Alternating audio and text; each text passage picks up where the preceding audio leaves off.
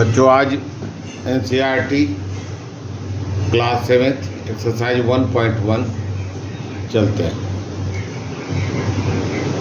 1.1 का question number 1, ऐसा पूर्णांक युग्म पेयर ऑफ इंटीजर लिखिए जिनका योग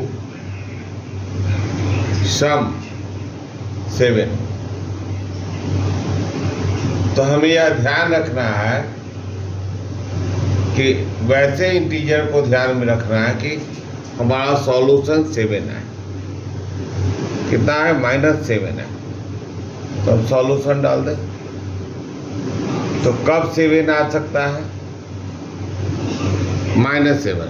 यहाँ क्या है? पूर्णांकों का योग। तो पूर्णांक तो हम लोग जानते हैं ना कि 0 की इधर जो होता है -1 -2 यह सब जो होता है निगेटिव पूर्णांक होता है। पूर्णांक को इंग्लिश में इंटीजर कहते हैं और यह जो होता है पॉजिटिव पूर्णांक होता है।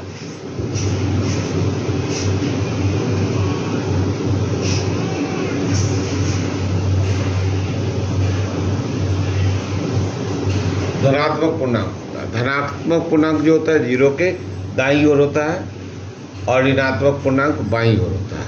तो हमको -7 चाहिए और पूर्णांकों का युग्म ज्ञात करना है। पेयर ऑफ इंटीजर क्या है?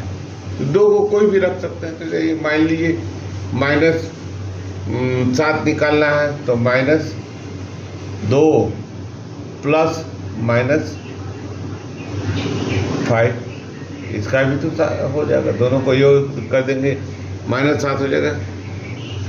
चलिए कुछ और भी करते हैं। -10 प्लस 3, इसमें एक निगेटिव है एक पॉजिटिव है, इसका भी वैल्यू 7। तो हम कोई भी आंसर लिख सकते हैं, दोनों में से कोई एक आंसर लिख सकते हैं। अब अगला क्वेश्चन है question number B. Question number B है डिफरेंस जो होना चाहिए, अंतर जो होना चाहिए -10 होना चाहिए। तो -10 अंतर के लिए हम लोग क्या कर सकते हैं? ठीक है, तो दोनों निगेटिव रख सकते हैं। ठीक है, तो हम यहाँ पर कर लेंगे कितना चाहिए? -10। तो सॉल्यूशन होगा -10 -10 चाहिए ना, तो -6 -4 -10 को -5 -5 -10 हो गया, -3 -7 -10 हुआ। तो कोई भी आंसर लिख सकता है, तीनों में से कोई भी आंसर लिख सकते हैं जब एक उदाहरण मांगा गया है तो। ठीक है, चलिए अगला क्वेश्चन जो है योग जो होना चाहिए, सम जो होना चाहिए 0 होना चाहिए। तो एडिटिव इनवर्स होता है उसका सम 0 होता है। इसका सॉल्यूशन होगा 5 -5 0। तो यहाँ कह रहा है कि सम 0 चाहिए, तो यहाँ प्लस कर देंगे या माइनस कर देंगे। ये दोनों का एक निगेटिव होगा एक पॉजिटिव होगा, उसका योग 0 होगा। -3 + 3 0, -2 + 2 0। यह सब जो है एक दूसरे का एडिटिव इनवर्स है, योज्य प्रतिलोम। तो यह हुआ। अब चले हम लोग क्वेश्चन नंबर 2 की ओर। आप इसमें से कोई भी उदाहरण आंसर में लिख सकते हैं, कोई भी लिख सकते हैं। 1 2 3 डिफरेंस हो सकता है, जितना चाहेंगे उतना हो सकता है। उसी में से कोई एक आंसर दे दिया गया होगा। ठीक है, चलिए अगला क्वेश्चन। चलिए क्वेश्चन नंबर 2 का ए लिखते हैं। एक ऐसा ऋणात्मक पूर्णांकों का युग्म लिखिए जिसका अंतर, ध्यान रखिएगा, डिफरेंस जो है। तो आइए सॉल्यूशन करें।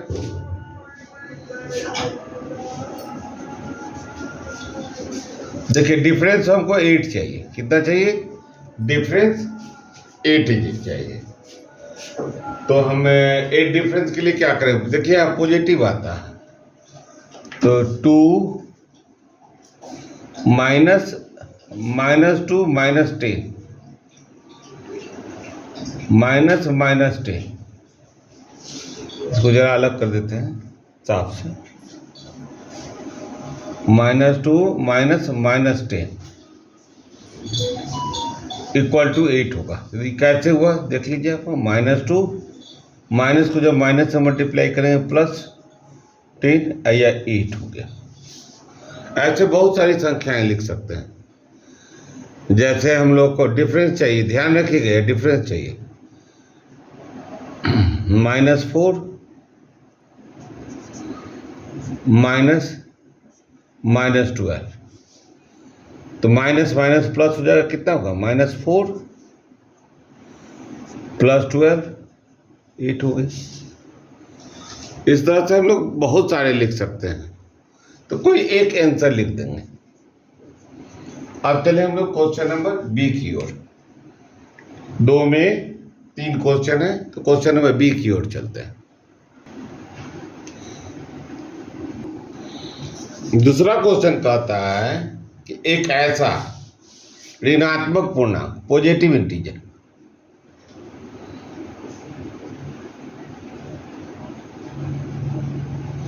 एवं धनात्मक पूर्णांक, ऋणात्मक है तो निगेटिव इंटीजर, एवं धनात्मक पूर्णांक पॉजिटिव इंटीजर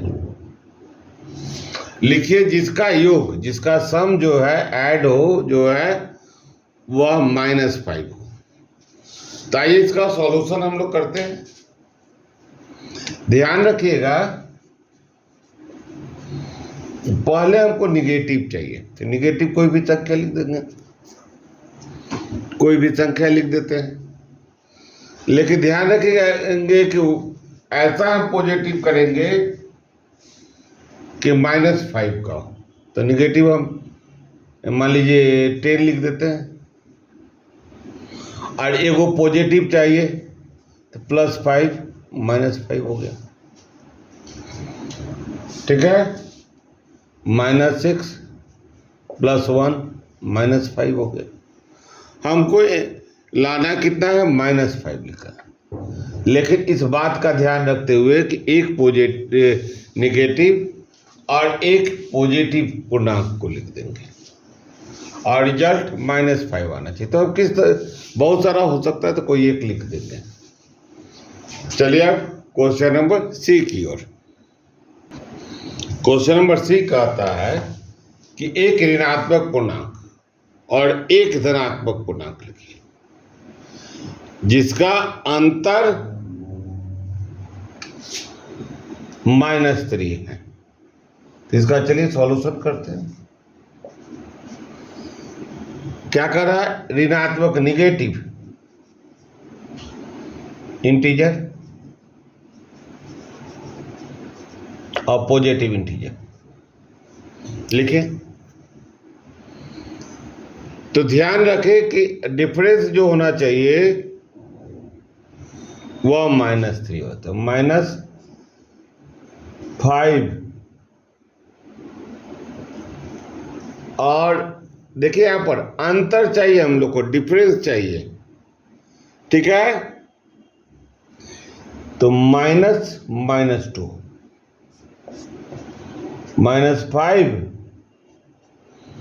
+ 2 -3 आ गया डिफरेंस।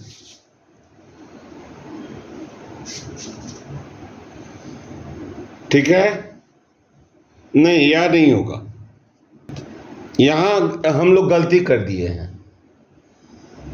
देखिए यहां पर चाहिए हमको क्या, थोड़ी सी भी गलती होगी तो नहीं बनेगा। निगेटिव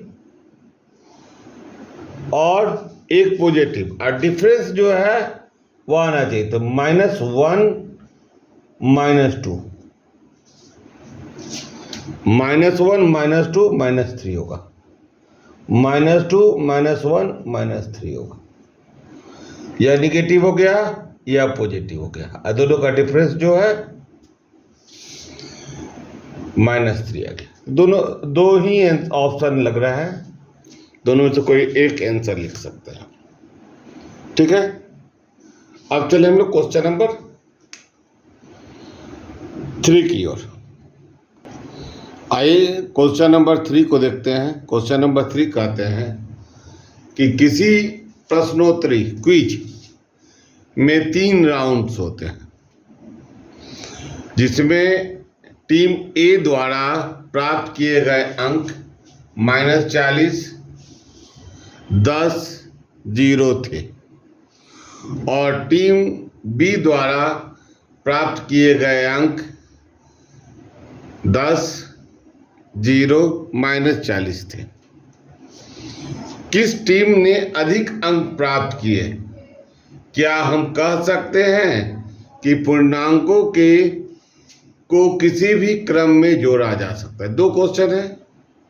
पहला है किस टीम द्वारा अधिक अंक प्राप्त किए गए, और दूसरा क्वेश्चन है कि पूर्णांकों को किसी भी क्रम में जोड़ा जा सकता है। आइए सॉल्यूशन करते हैं।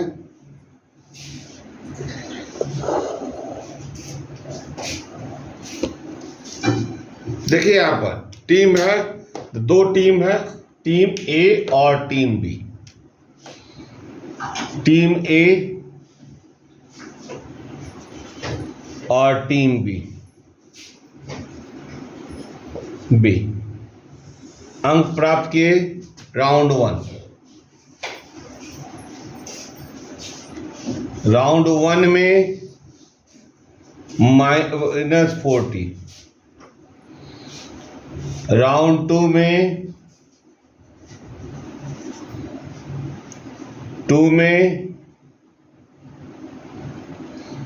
10 +10 है, 10 लिखा हुआ है तो +10, और 3 में 0। टोटल कितना हो गया? राउंड 3 में 0, टोटल कितना हो गया? -30। चलिए टीम बी का देख लें। राउंड ए में 10, बी में 0 और सी में -40। इसको भी कर दे टोटल। इसका टोटल कितना हो गया? इसका भी -30। तो क्या हमारा आंसर जाएगा? हमारा आंसर जाएगा दोनों टीम के लिए, दोनों का अंक जो है टीम ए और टीम बी दोनों को बराबर अंक प्राप्त हुए हैं। तो यह जरूर लिखेंगे कि दोनों टीम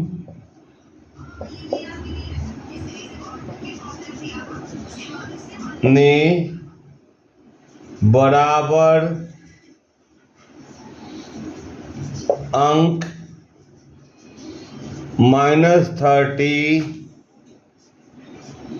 प्राप्त किए। ठीक है, अब दूसरा क्वेश्चन का, यह फर्स्ट का आंसर हो गया। क्या पूर्णांकों को किसी क्रम में जोड़ा जा सकता है? तो देखिए, तो किसी क्रम में जोड़ दिए। यहाँ अभी प्लस था, सबको जोड़ दिए, किसी भी क्रम में जोड़ देंगे तो लिख देंगे दूसरा का आंसर है हाँ, पूर्णांकों को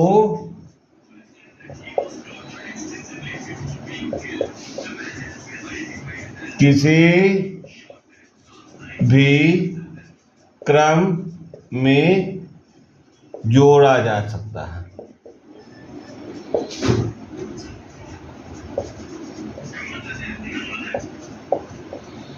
परिणाम समान होंगे।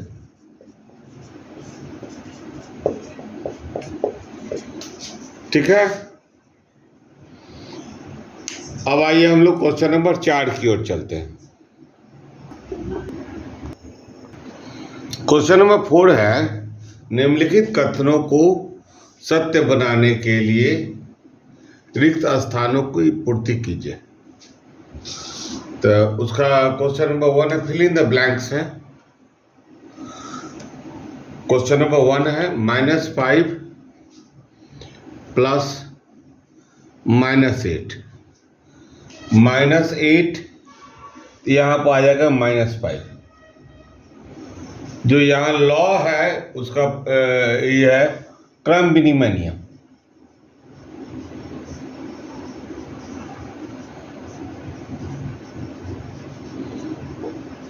इसका प्रयोग किया गया है कॉम्यूटेटिव लॉ, इसको इंग्लिश में कहते हैं कॉम्यूटेटिव लॉ।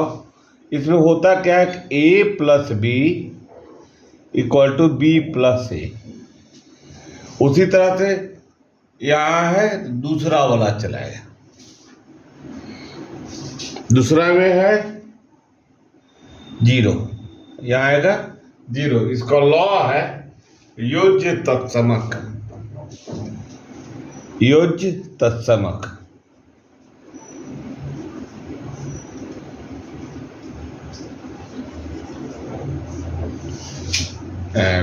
कोई भी पूर्णांक को शून्य से जोड़ा जाता है तो वही पूर्णांक होता है। जैसे a प्लस 0 इक्वल टू ए, योज्य तत्समक हो गया, जहां a पूर्णांक है। अब देखिए +17 तो यह -17 हो जाएगा। यह एडिटिव इनवर्स होता है, इसको कहते हैं योज्य प्रतिलोम, योज्य प्रतिलोम।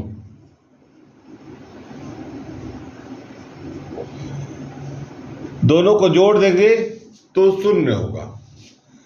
a minus A plus A equal to 0, plus A minus A equal to 0। यह दोनों एक दूसरे के a और माइनस ए प्लस ए एक दूसरे का योज्य प्रतिलोम है। अब आए क्वेश्चन नंबर 4 में। लॉ को समझते चलेंगे तो हमसे गलती नहीं होगी, कंपटीशन में भी कभी हारेंगे नहीं हम।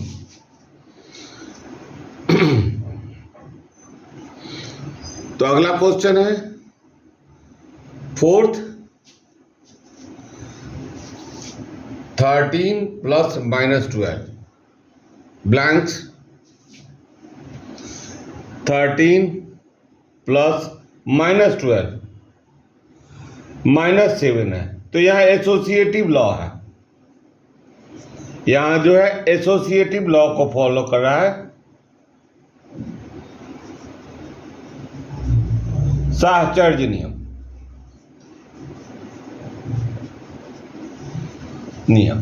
इसमें क्या होता है कि a प्लस बी एसोसिएट किया जाता है, a plus b plus c, a plus b plus c. मतलब कि a और b साथ चल रहा है और रास्ते में c मिल गया, कुछ दूर के बाद ए अकेले हो गया, बी और सी साथ में चला गया। यह होता है प्राय दोस्तों में। और अगला भी इसी से रिलेटेड है। देखिए यह दोनों साथ में आ गए, एसोसिएट कर गया, तो यहाँ पर -3 आंसर होगा। यह भी एसोसिएटिव लॉ से रिलेटेड है। इस तरह से हमने आपको क्वेश्चन नंबर 1.1 को पूरा कर दिया। लाइक और सब्सक्राइब जरूर कीजिएगा। फिर मिलेंगे अगले एक्सरसाइज के साथ। जय हिंद, वंदे मातरम।